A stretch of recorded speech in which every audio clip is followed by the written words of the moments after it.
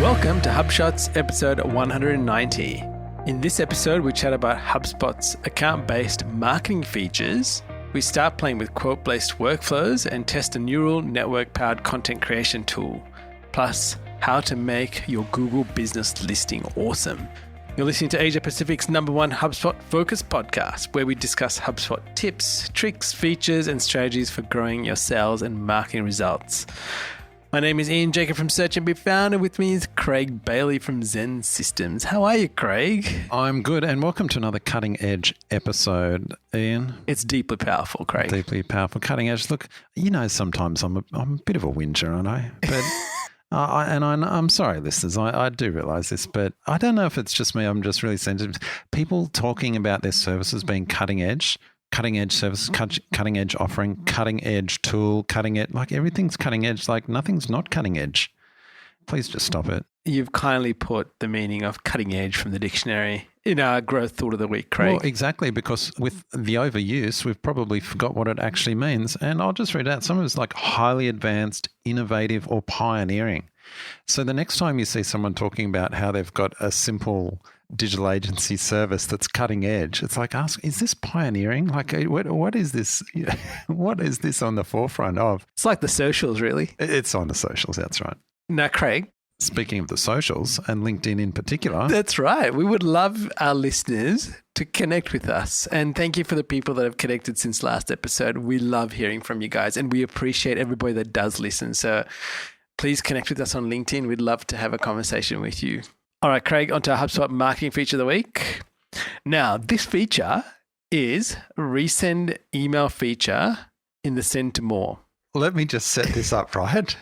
Because this feature has been in the tool since probably the beginning, as far as a long time, Craig, because I use this on almost on a weekly basis because I send out some emails for my Connect group, and there's always somebody that sends me an email, says, "Oh, can you add this person to the list to get the email sent out?" And I'm always using this feature. All right, so hopefully I'm the only person that didn't know about this. But it just goes to show, I think I know the product reasonably well. And then something like this, I'm like, oh my goodness, how did I not know about this? So maybe there's one or two other people who didn't know about this, but I'll set the context, exactly what you said, sending out a campaign-based email, a campaign goes out. Oh, there's 2 more people to send it to. Oh, okay. I guess we'll have to clone that email and send it again. Oh, I know. I'll be really smart. I'll make an automation-based email. So then I can just put it in a workflow. I can tip any new people into the workflow. Gold. Anyway, so I was talking about this with Rosalind on our team because there's a particular client who's going to be doing a lot of this. And I said, oh, should we make this a workflow-based email? And she's like, why don't we just use the Send More feature? I'm like, what? What is this Send More feature? And I said to you, did you know about this awesome feature? And you're like, yeah. So I guess the thing, Craig, is that this is hidden in an actions menu on the email screen when you're in that particular email campaign. So it's not readily accessible. Now, in that menu, you would probably have noticed that it says to send a test email first, then you can send to more. You can edit the campaign. You can share it to Slack. You can move it to a folder. You can archive it or delete it. And that's all under the actions menu. So listeners, if you haven't actually looked under some of these menus, maybe spend a minute or two poking around. You might find some interesting things. That's almost HubSpot tip of the week. Just try the menus. You'll find some gold there. All right, Craig, and on to our HubSpot sales feature of the week. All right. Now talk to me about this. You've got this in your portal. I don't yet have it, but so this is in beta, and I have requested access. I actually didn't request access to our portal. It was for a customer of ours that has this national sales team, and they really target key customer accounts. And I just thought, this feature would be really useful. That's why I asked for it. And I've started rolling it out across other portals that we have with people and the key thing here is that have sales teams and would use this. And I ran a training session in their weekly sales meeting and just took them through the new feature. So it doesn't seem like it's massive, but I guess it's out of the box. So that's the good thing about it. Now, what has been added is 1 contact property and 2 company properties. And what I wanted to highlight from that is what I have done is in the contact, I've added that contact property to the contact pane on the left-hand side. And in the company records, what I've done is actually created a separate tile, essentially, section, and I've named it key account information. So it was really clear to the sales team that they should fill this out. And that has the target account and the ideal customer profile. The target account is tier 1 to 3. So tier 1 being the one you really want to go after. Tier 2, next most important. Tier 3 is like, yeah, we'd love to have them, but it's not that important. So target account, isn't that a tick box? Oh, yes, sorry. I've got it wrong. Glad you corrected me. Thank you, Craig. Yes, so that is it a target account or not? So it is a yes or no, I think. And then the ideal customer profile is tier 1 to 3. Now, in the contact profile, the contact property, they use things like, is this person an influencer? And this is a multi-select, right? So are they an influencer? Are they a blocker, decision maker, etc. So it's really good. Now, you can't edit any of those, just so you're aware. Those are fixed. You can add some more if you want to that list, but you can't remove any or edit the existing ones. Wow, that's interesting. I wish we could do that on custom properties.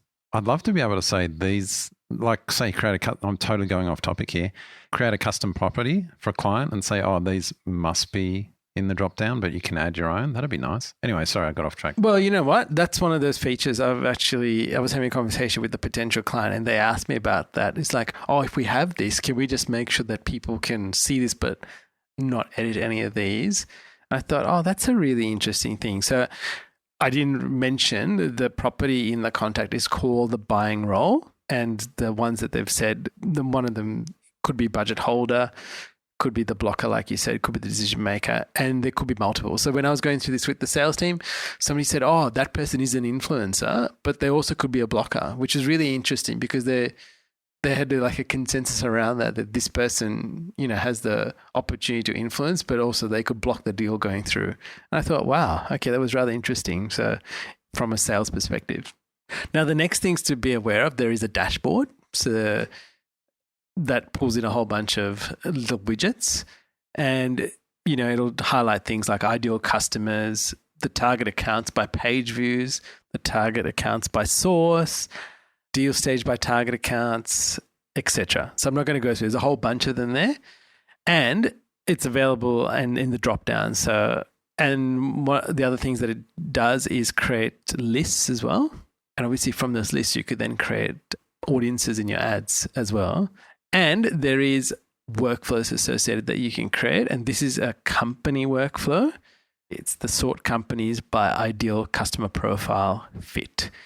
And you can go and edit this. This is a template that's available within there. It's not readily apparent which one it is until you choose it. So we'll put the link to how to use it, and it's actually helpful. So go through that as a first point and then play around with it in your portal if you have requested it. Very nice. Now, I might just make a few quick comments, and I will just repeat, I don't yet have this. I haven't really had a chance to play with it. But when I was looking through yours and how you'd set it up, I was like, two things came to mind. One was like, this is just a couple of fields with like, there's no new functionality. It's not like they're calculated fields or anything like that. Theoretically, you could just create these fields yourself. You could have created your workflows yourself, and you could probably create pretty close to the dashboards yourself. That's one thought. But the second thought is the great thing about HubSpot is that it guides you down a path and kind of puts you on a bit of a, I don't know if I'd say best practice, but a good practice path. So for example, the HubSpot lifecycle stage field is a really great field, and it just trains people how to use it. Now, you could create your own custom property. You could have, created, we didn't need that to be a HubSpot field. We could have created ourselves and used it, right? But the fact that HubSpot's done that and put so much thought behind it and has knowledge bases is very, very useful. And so when we're talking with clients and onboarding and getting them trained up with like, oh yeah, that's the lifecycle field, use this.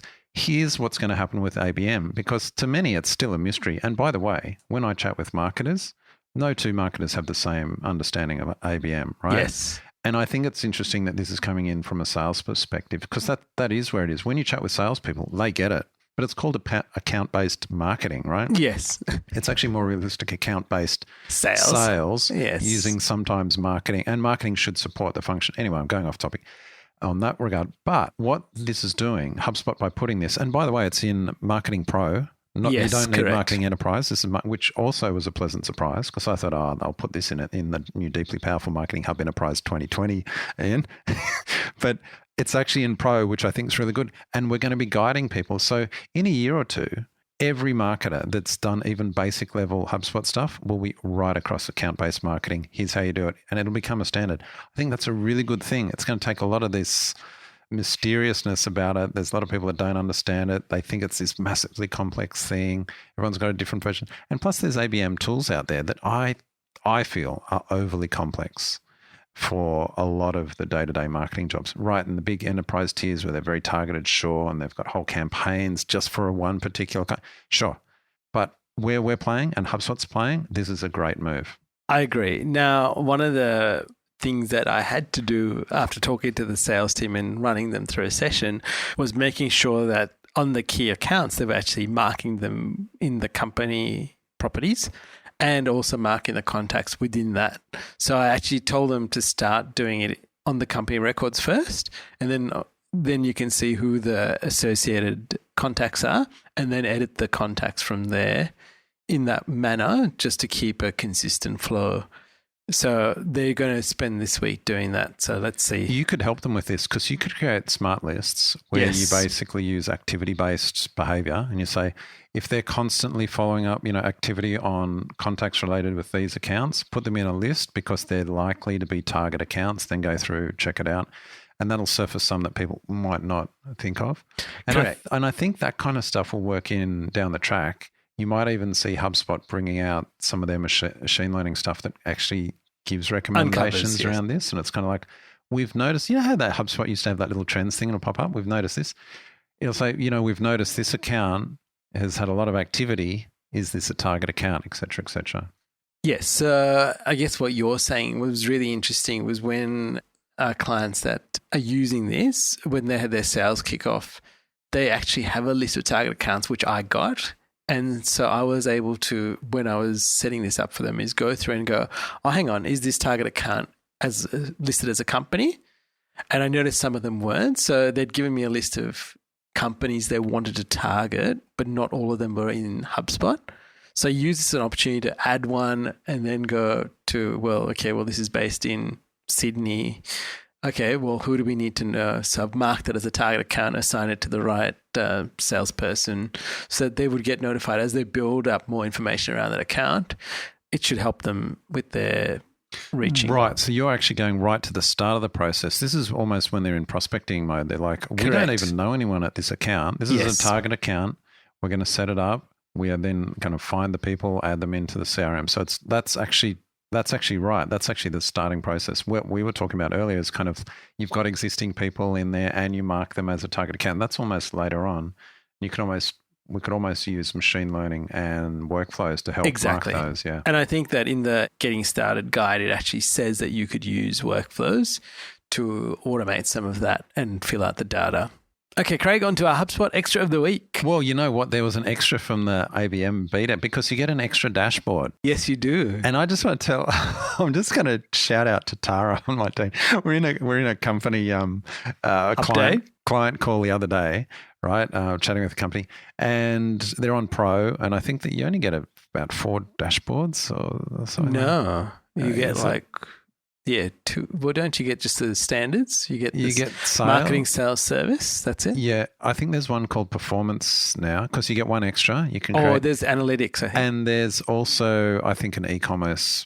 Anyway, so they were like, "Oh, can we have more dashboards?" Like, "Oh, no, you don't with Pro." And Tara's like, "Oh, no, I actually I just used your service dashboard because they're not using Service Hub." Yes. And I just wiped out all those widgets and I put on a whole bunch of widgets for you.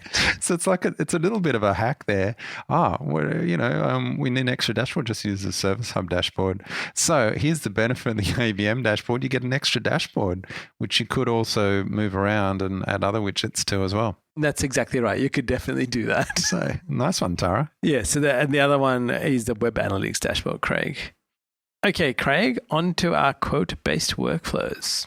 Just started playing with this quote-based workflows. Actually, Tara pointed this out to me the other day because we had this issue where quotes on a deal it's actually hard to search deals that have a quote. Like if I said to you, "Oh, there's 200 deals here in I think HubSpot." we spoke about this. Yeah, before. we chatted about this a couple of months ago. It's like, well, how would you know? How could I sort or filter the deals? Yep. Anyway, Tara was pointing out there's quote-based workflows. Unfortunately, it's a Sales Hub Enterprise feature. Nah, Craig, let me stop right there. Yeah. We have workflows in the professional sales and marketing tools. Oh, I know. Why is this in enterprise? I don't know. I think this is an inconsistency. I think it is a product inconsistency. They needed something to push you to enterprise in the Sales Hub, I assume.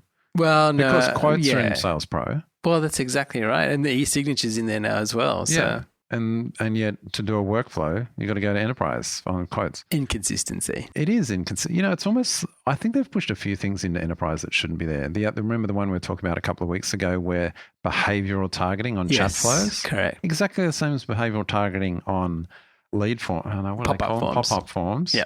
But in chat flows, it's actually an enterprise. Yeah, I think there's some inconsistency. I think they just don't want to give it all away. Must need a reason to upgrade to enterprise, which fair enough. Their product, they can do whatever they like, right? But anyway, quote-based workflows are one way. So what we've been doing is saying to people, look, we'll create a custom property, call it quote status or quote whatever on the deal. And then when you create a deal, if it's draft, you haven't sent it yet, manually update this field on the deal. Right. So you can then query that to Then you actually can create a know whether field and go, there is a quote against it. Yeah. So that's one way. Another way is to kind of make it part of the deal stage for your pipelines. Like you kind of say, if we're sending a quote, we'll probably make the deal stage quote sent. Yep. But then how do you check which deals have a draft quote that they, and because, by the way, did you know there's a feature where you can, again, in Enterprise, Sales Hub Enterprise, you can require quotes to be approved before they're sent? It's actually a setting. Oh. Yeah.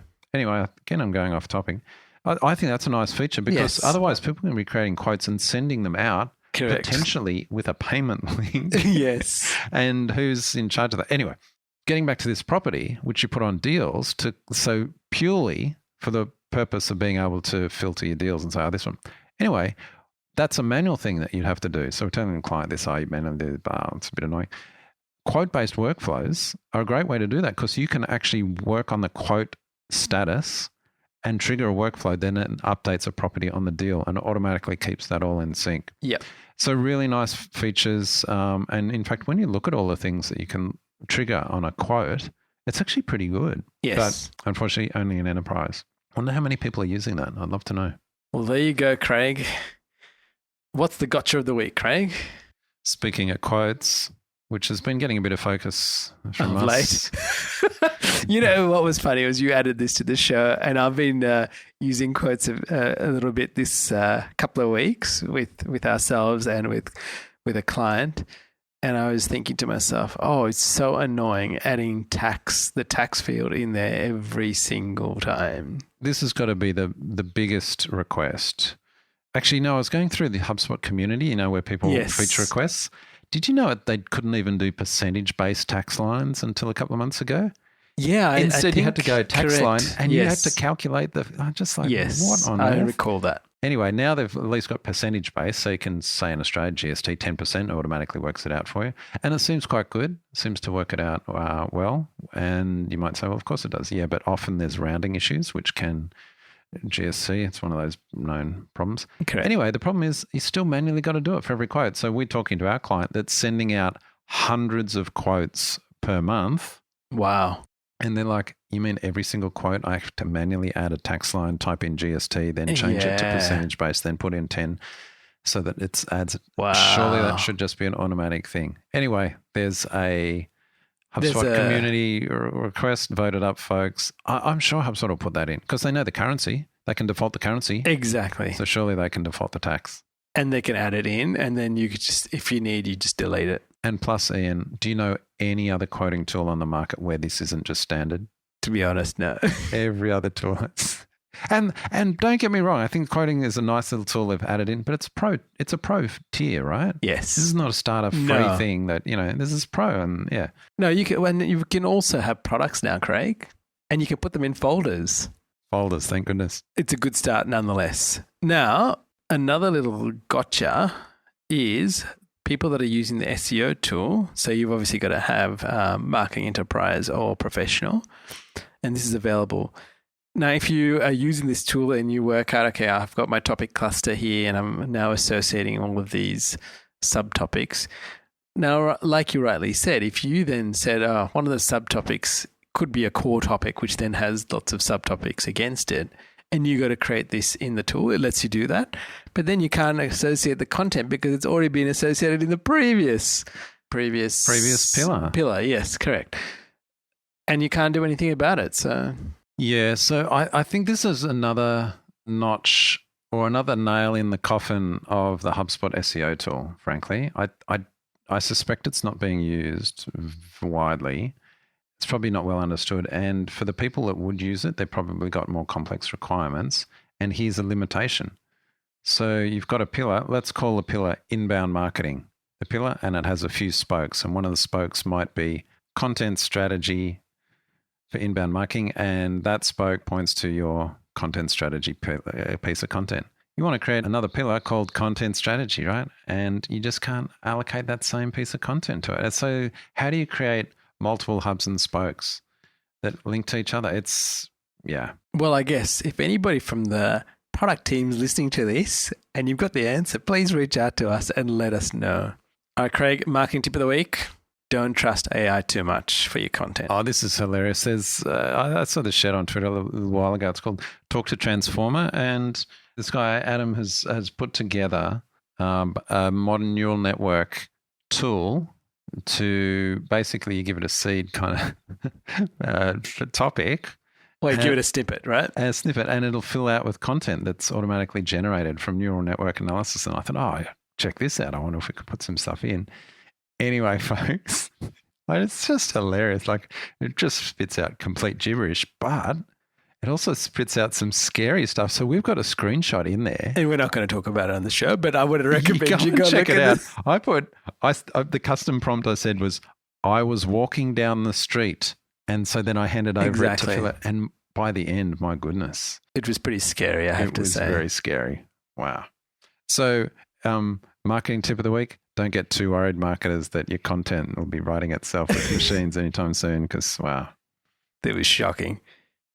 All right, Craig, the throwback of the week. So what was HubSpot announcing 12 months ago? I didn't even catch this when it came out, but they've got, the HubSpot marketplace. Yes, which is greatly improved. Got themes, and one of the parts that they added was modules. So these are little modules that you can add into your pages. And one of them, or they've got two of them, there's a pillar page and a pillar page link module. These are two little modules. And we were playing with it just before the show because it's a free little module you can put in, say, to your blog post. And it ties in with the content strategy tool. Oh, sorry, I mean the SEO tool. Oh, I mean the thing that we think is going to die soon. And it links back to automatically. That's quite good. Because it'll tell, this piece of content was associated. A spoke with one of my pillar and the hub. Because I've been trying to use the cluster tool. I have. I believe in it. Been trying to use it. And this is a good little module that would support it. And I feel like they've got these little ideas. I think it's a bit of a half-baked tool, which could be really good. And they've got a few modules that are supporting it, which could be really good. I think it's, it could actually be baked in, to be honest. I think it's like it's there. It could be really good. They've got the elements there. Anyway, there's a throwback from a year ago. I didn't even know about it. I think it's actually quite good. All right. And our resource of the week, Craig, is to optimize your presence online and taking your Google My Business listing to the next level.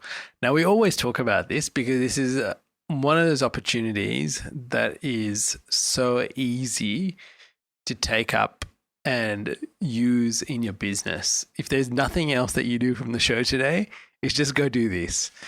And what was really interesting, so they've got some really good guides because I often talk to people and they're like confused, like, how do we operate this? What do we do? Like, I had a customer contact me this week saying, my post got rejected because they are a commercial property agent and they were trying to put up their listings. And I don't know what they'd done. I didn't look into it too quickly, but it just had this big rejected across it, which I'd never ever seen before. So I thought, okay, well, here we go. Let's actually look at what they're trying to do. So it's got I've shared a link to a guide, and it's basically It'll tell you how to keep your business information up to date, which is really important, and then how to make your business listing awesome. Add the details, updates to make it. Now, one really interesting thing was that I picked up from this guide is that the listing is a great place to showcase photos, and businesses with photos receive 42% more requests for driving directions to their location from users on Google and 35% more clicks through to their websites than businesses that don't have photos, which was really interesting. And I looked back and thought to myself, where have I been, how do I describe it, unconsciously using this? And the perfect example is on Google Maps. Often when we go out, or I was in the city today, and I thought to myself, I just want a really nice cup of coffee. I'm in this location that I hadn't been to for a while. I thought, I'm just going to type it into Maps.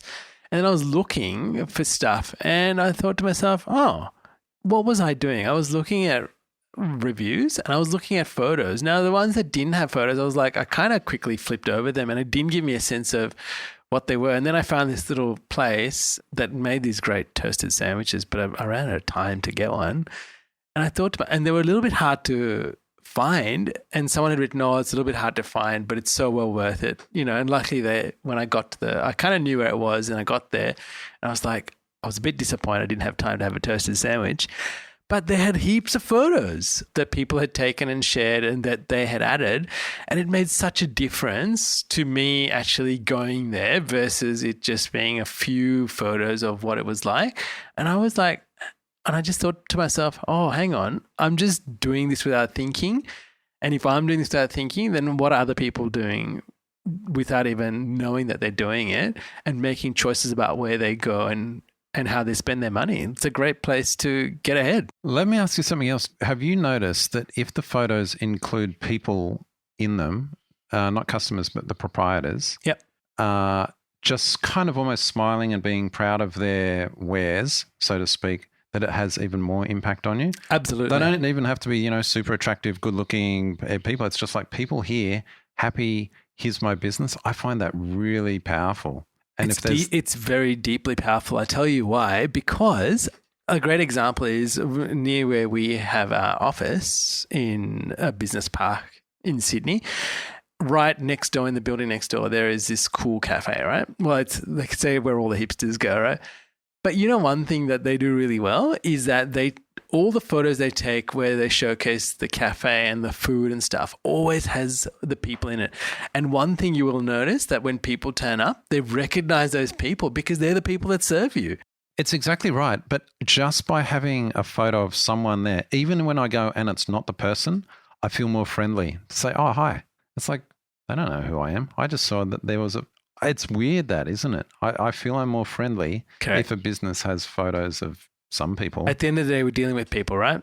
They're creating a frictionless experience for us. And the more comfortable you feel, the easier it is to do business, right? So finally, Craig, our quote of the week is from Henry Ford. As you know, we love automotive things, all things automotive. And he said, "Those who never make mistakes work for those of us who do." I love that. That is gold. Well, there's some great bonus links of the week. And again, if you found this useful, we'd love you to share it with somebody. Go to Apple Podcasts, leave us a review. You don't have to write anything. You can just hit the number of stars and connect with us. We'd love to hear from you guys, and we really do appreciate you. And we hope that you're having a great month. Craig, until next time. Catch you later, Ian. Thank you for listening to this episode of HubShots. For show notes, resources, HubSpot news, including practical strategies you can implement, visit us at hubshots.com.